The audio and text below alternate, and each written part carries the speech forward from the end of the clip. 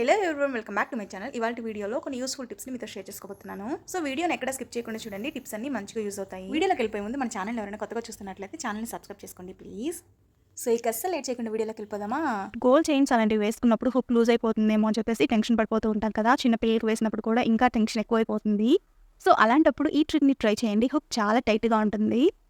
Year రింగ్స్కి కొంచెం స్మూత్గా ఉండే బిరిడాస్ వస్తూ ఉంటాయి కదా. సో వాటిని ఇలా హుక్కి జాయిన్ చేయండి. జాయిన్ చేసి ఇలా గట్టిగా ప్రెస్ చేయండి. ఈ వీడియోలో చూపిస్తున్నట్లుగా ఇలా బిరడాన్ని హుక్కి జాయిన్ చేసి గట్టిగా ప్రెస్ చేశారనుకోండి, హుక్ అనేది చాలా స్ట్రాంగ్గా ఉంటుంది. మీకు ఎప్పుడైనా యూజ్ అనిపిస్తే ఈ ట్రిక్ని ట్రై చేయండి. గోల్డ్ రింగ్స్ చాలా ఇయర్స్ నుంచి పెట్టుకొని స్ట్రక్ అయిపోయి టైట్గా ఉండి అస్సలు రావు కదా. సో అలాంటప్పుడు ఈ ట్రిక్ని ట్రై చేయండి. చాలా ఈజీగా వచ్చేస్తుంది అండ్ అలాగే పెయిన్ కూడా ఏమీ ఉండదు. ఫస్ట్ అయితే ఒక స్ట్రాంగ్గా ఉండే దారాన్ని రింగ్ లోపలికి పెట్టేసి ఇంకొక వైపు వచ్చేసి ఇలా ఈ వీడియోలో చూపిస్తున్నట్లుగా వేలు మొత్తం చుట్టేసుకోవాలి. నెక్స్ట్ వచ్చేసి మనం దారాన్ని ఫస్ట్ పెట్టాం కదా, సో ఆ ఎడ్జ్ని పట్టుకొని ఇలా ఈ వీడియోలో చూపిస్తున్నట్లుగా తిప్పుకుంటూ పోతే చాలా ఈజీగా రింగ్ అనేది వచ్చేస్తుంది. పెయిన్ కూడా అస్సలు ఎవరికైనా యూజ్ అనిపిస్తే ఈ ట్రిక్ని ట్రై చేయండి. రింగ్ అయితే చాలా ఈజీగా వచ్చేస్తుంది. చూసారు కదా రింగ్ అయితే ఎంత ఈజీగా వచ్చేసిందో. బ్రేస్లెట్స్ కానీ వాచెస్ కానీ వాళ్ళంతటా వాళ్ళే పెట్టుకోవాలి అనుకున్నప్పుడు అది జారిపోతూ ఉండి ఇంకా వేరే వాళ్ళ మీద డిపెండ్ అవ్వాల్సి వస్తుంది కదా. సో అలాంటప్పుడు ఈ ట్రిక్ని ట్రై చేయండి. వైట్ ప్లాస్టర్ ఉంటుంది కదా, సో దాన్ని ఇలా ఈ వీడియోలో చూపిస్తున్నట్లుగా బ్రేస్లెట్కి స్టిక్ చేసేయాలి. ఇలా ప్లాస్టర్ని పెట్టుకోవడం వల్ల అది స్టిఫ్గా ఉండి జారిపోదు అనమాట. అప్పుడు ఊపిని పెట్టేసుకోవచ్చు. ఇలా వాచెస్ కానీ బ్రేస్లెట్స్ కానీ ఎవరి హెల్ప్ లేకుండా మనంతటా మనమే చాలా ఈజీగా పెట్టేసుకోవచ్చు అనమాట. ఎవరికైనా యూజ్ అనిపిస్తే తప్పకుండా ట్రై చేయండి. ఇలాంటి సన్నగా ఉండే చైన్స్ వేసుకున్నప్పుడు హుక్ లోపలికి వెంట్రుకలు పోయి బాగా ఇబ్బంది పెడుతూ ఉంటాయి కదా. ఇక చిన్నపిల్లలకు వేసినప్పుడు వాళ్ళు కూడా చాలా అన్కంఫర్టబుల్గా ఫీల్ అవుతూ ఉంటారు కదా. సో అలాంటప్పుడు ఈ టిప్ని ట్రై చేయండి. చైన్ హుక్కి ట్రాన్స్పరెంట్ ప్లాస్టర్ ఉంటుంది కదా, సో దాన్ని ఈ వీడియోలో చూపిస్తున్నట్లుగా హుక్ చుట్టూ చుట్టేసేయాలి. సో ఇలా చేసినట్లయితే హుక్ లోపలికి వెంట్రుకలు అనేది పోవన్నమాట. చైన్ కూడా చాలా నీట్గా ఉంటుంది.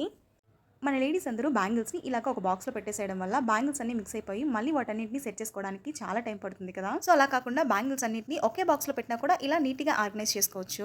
సో మన ఇంట్లో ఇలాంటి రబ్బర్ బ్యాండ్స్ ఉంటూనే ఉంటాయి కదా. సో బ్యాంగిల్స్కి ఈ రబ్బర్ బ్యాండ్ వేసామనుకోండి, చూడటానికి సెట్ లాగా ఉంటాయి అండ్ అలాగే మనకి ఎప్పుడు ఏ బ్యాంగిల్స్ కావాలనుకుంటే అప్పుడు క్విక్గా వేసేసుకోవచ్చు.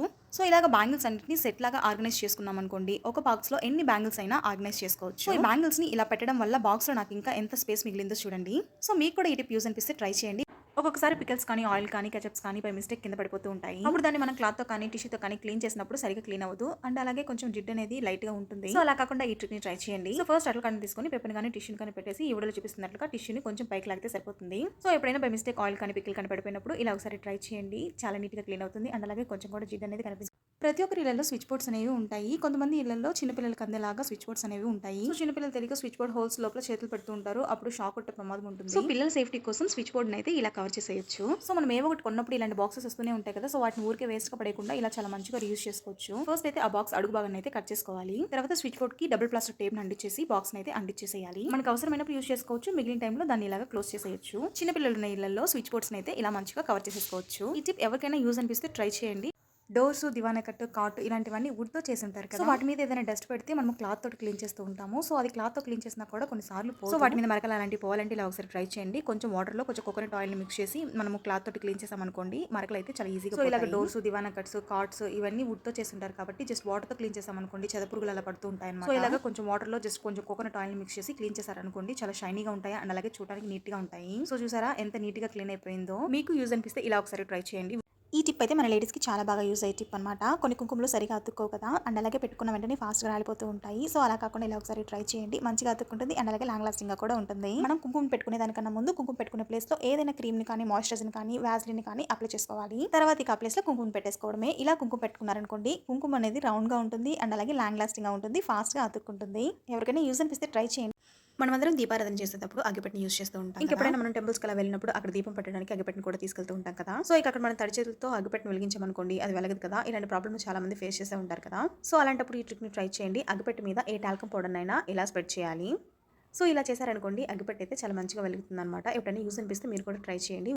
సూదిలోకి దారం ఎక్కించాలంటే చాలా పెద్ద టాస్క్ కదా, బట్ ఇలా ఒకసారి ట్రై చేయండి. సూదిలోకి దారాన్ని సెకండ్స్లో ఎక్కించేయచ్చు. ఫస్ట్ అయితే ఒక పేపర్ని ట్రయాంగిల్ షేప్లో కట్ చేసుకొని ఇలా ఈ వీడియోలో చూపిస్తున్నట్లుగా పేపర్లోకి దారాన్ని ఫస్ట్ పెట్టేసేయాలి. తర్వాత సూదిలోకి ఆ పేపర్తో సహా ఇలా ఎక్కించేసేయాలి. అంతే, ఎంతో ఈజీగా సూదిలోకి దారం అయితే ఎక్కించేసేయచ్చు. ఎప్పుడైనా యూజ్ అనిపిస్తే ఇలా ట్రై చేయండి. సూదిలోకి దారం ఎక్కించడం ఇంత ఈజీగా అనిపిస్తుంది. వాడి పడేసే టూత్ బ్రష్ని చిన్న చిన్న గ్యాప్స్లో మనం క్లీన్ చేసుకునేదానికి వీలుగా లేని చోట్ల చాలా ఈజీగా క్లీన్ చేసుకునేదానికి మంచిగా రీయూజ్ చేసుకోవచ్చు. ఫస్ట్ అయితే నైఫ్ని కొంచెం వేడి చేసుకొని టూత్ బ్రష్ని వీడియోలో చూపిస్తున్నట్లుగా కట్ చేసుకోవాలి. ఇలా కట్ చేసుకున్న తర్వాత వీడియోలో చూపిస్తున్నట్లుగా స్టిక్ చేసుకోవాలి. సో ఇప్పుడు మనం దీన్ని గ్యాస్ స్టవ్ బటన్స్ దగ్గర క్లీన్ చేసుకునే దానికి కానీ, ల్యాప్టాప్స్ బటన్స్ మధ్యలో గ్యాప్ ఉంటుంది కదా, సో అక్కడ క్లీన్ చేసుకునే దానికి కానీ మంచిగా యూస్ చేసుకోవచ్చు. మీకు ఇలా యూజ్ అనిపిస్తే ట్రై చేయండి. బాత్రూంలోకి వెళ్ళగానే ఒక మంచి స్మెల్ రావడానికి గోద్రేజ్ ఎయిర్ పవర్ పాకెట్ కానీ, లేకపోతే ఒడోనిల్ కానీ ఇలా యూస్ చేస్తూ ఉంటాం కదా. సో అలా కాకుండా ఇంట్లోనే మంచి స్మెల్తో ఉండే హోమ్ మేడ్ రూమ్ ఫ్రెషనర్ అయితే ప్రిపేర్ చేసుకోవచ్చు. సో వేస్ట్గా పడేసే కంఫర్ట్ బాటిల్ క్యాప్స్ ఉంటాయి కదా, సో దాంట్లో కొంచెం రాళ్ళ ఉప్పు, కొంచెం బేకింగ్ సోడా అండ్ అలాగే కొంచెం కంఫర్ట్ యాడ్ చేసుకొని మంచిగా మిక్స్ చేసుకోవాలి. మీరు ఇందులోకి కావాలనుకుంటే ఇంకా కొంచెం కర్పూరం పౌడర్ని కూడా యాడ్ చేసుకోవచ్చు. ఇలా మంచిగా మిక్స్ చేసుకున్న తర్వాత దీన్ని ఇప్పుడు బాత్రూంలో పెట్టారనుకోండి, చాలా మంచి స్మెల్ వస్తుంది. ఒక 10 డేస్కి ఒకసారి చేంజ్ చేసుకుంటూ ఉంటే సరిపోతుంది. తక్కువ ఖర్చుతోనే ఇంట్లోనే ఈజీగా హోమ్ మేడ్ రూమ్ ఫ్రెషనర్ అయితే ప్రిపేర్ చేసుకోవచ్చు. యూజ్ అనిపిస్తే ట్రై చేయండి. నైఫ్స్ని డైలీ మనము వెజిటబుల్స్ కట్ చేయడానికి యూస్ చేస్తూ ఉంటాం కదా, సో డైలీ వాటిని మనం యూస్ చేస్తాం కాబట్టి వాటి షార్ప్నెస్ అనేది పోతుంది. అండ్ అలాగే వీక్లీ వన్స్ అయినా ఇలా క్లీన్ చేసుకుంటే మంచిది. ఫస్ట్ అయితే లెమన్లో కొంచెం సాల్ట్ యాడ్ చేసుకొని నైఫ్స్కి ఇలాగా అప్లై చేసుకుంటూ క్లీన్ చేసుకోవాలి. ఇలా లెమన్తో 1 మినిట్ పాటు క్లీన్ చేసుకున్న తర్వాత నార్మల్ వాటర్తో క్లీన్ చేసేసుకోవడమే. సో నైఫ్స్ని వీక్లీ వన్స్ ఇలా క్లీన్ చేసుకోవడం వల్ల షార్ప్నెస్ అనేది పోకుండా ఉంటాయి అండ్ అలాగే నీట్గా కూడా ఉంటాయి. మీకు కూడా ఎప్పుడైనా యూజ్ అనిపిస్తే ట్రై చేయండి. నార్మల్ వాటర్ బాటిల్స్ని ఎలా క్లీన్ చేసినా కూడా అవి నీట్గానే క్లీన్ అయిపోతాయి. బట్ కాపర్ వాటర్ బాటిల్స్ని ఎంత క్లీన్ చేసినా కూడా అవి అంత క్లీన్ అవ్వవు. అండ్ కాపర్ వాటర్ బాటిల్స్ని సరిగా క్లీన్ చేయకపోతే వాటర్ టేస్ట్ మారిపోతాయి. సో అవి తాగడం వల్ల హెల్త్కి కూడా అంత మంచిది కాదు. సో కాపర్ వాటర్ బాటిల్స్ని ఇలా క్లీన్ చేసుకుంటే మంచిగా ఉంటాయి. సో ఫస్ట్ అయితే బాటిల్ పైన లెమన్ అండ్ అలాగే కొంచెం సాల్ట్ యాడ్ చేసుకొని మంచిగా ఇలా క్లీన్ చేసుకోవాలి. సో బాటిల్ లోపల వచ్చేసి ఈ లెమన్ సాల్ట్ యాడ్ చేసుకున్నాం కదా, సో దాన్ని ఫ్యూ డ్రాప్స్ యాడ్ చేసుకొని కొంచెం హాట్ వాటర్ని కూడా యాడ్ చేసుకొని ఒక 10 మినిట్స్ పాటు సోక్ చేసుకోవాలి. ఒక 10 నిమిషాల తర్వాత బాటిల్ని అలా జస్ట్ షేక్ చేసి క్లీన్ చేసుకోవాలి. మీ దగ్గర బాటిల్ని క్లీన్ చేసే బ్రష్ ఉంటే దాంతోనే క్లీన్ చేసుకోవచ్చు. సో ఇలా క్లీన్ చేసుకున్నారనుకోండి, కాపర్ వాటర్ బాటిల్ అనేది లోపల పైన నీట్గా ఉంటుంది. ఎలాంటి లిప్స్టిక్ పెట్టుకున్నా కొద్దిసేపటికి లిప్స్ అనేవి డ్రై అయిపోతూ ఉంటాయి కదా, సో అలా కాకుండా లిప్స్ మీద లిప్స్టిక్ ఉన్నంతసేపు లిప్స్ మాయిశ్చరైజర్గా ఉండాలంటే ఇలా ఒకసారి ట్రై చేయండి. లిప్స్ మీద లిప్స్టిక్ అప్లై చేసిన తర్వాత వ్యాజ్లిన్ని కొంచెం అప్లై చేసుకోవాలి. సో ఇలా వ్యాజ్లిన్ని అప్లై చేసుకోవడం వల్ల లిప్స్ అనేవి చాలా సేపటి వరకు మాయిశ్చరైజర్గా ఉంటాయి. సో చూసారా, లిప్స్టిక్ మీద వ్యాజ్లిన్ అప్లై చేయండి డిఫరెన్స్ అనేది. వ్యాజ్లిన్ అప్లై చేసింది ఎంత షైనీగా ఉందో కదా. మీకు కూడా ఎప్పుడైనా యూజ్ అనిపిస్తే ట్రై చేయండి. పాత మిక్సీ జార్స్ కానీ, షార్ప్నెస్ పోయిన మిక్సీ జార్స్ కానీ షార్ప్నెస్ అనేది రావాలి అంటే ఇలా ఒకసారి ట్రై చేయండి.